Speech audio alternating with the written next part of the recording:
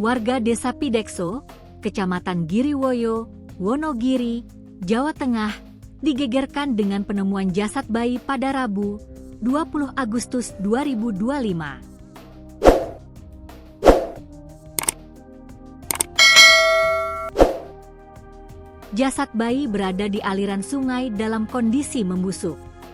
Kecamatan Giriwoyo terletak 47 km dari pusat Kabupaten Wonogiri serta 77 km dari kota Solo, Jawa Tengah.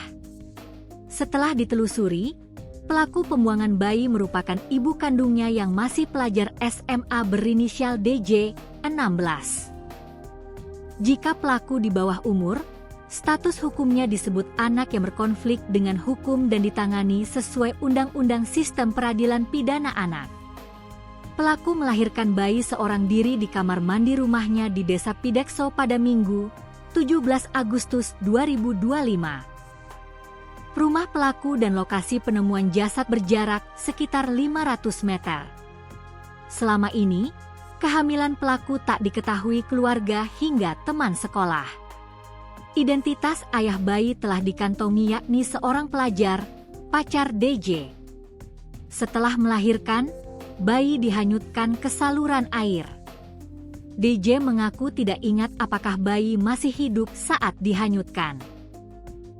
Pelaku belum dapat diperiksa karena mengalami infeksi pasca melahirkan.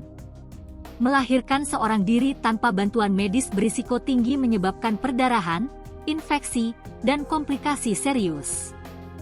Kasat Reskrim Polres Wonogiri, Ibtu Agung Sedewo, membenarkan pelaku masih pelajar dan di bawah umur.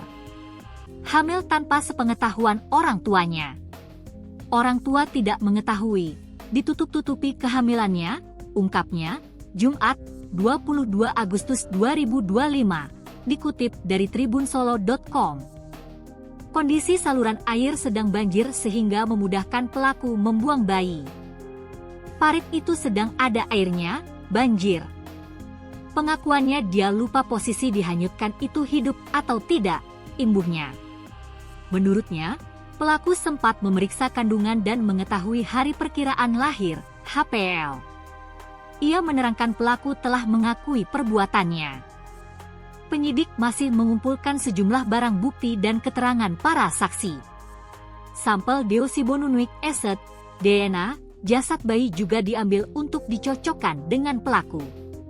Jadi akan dikuatkan dengan saksi dan bukti lain. Ditambah rencana cek DNA, tandasnya.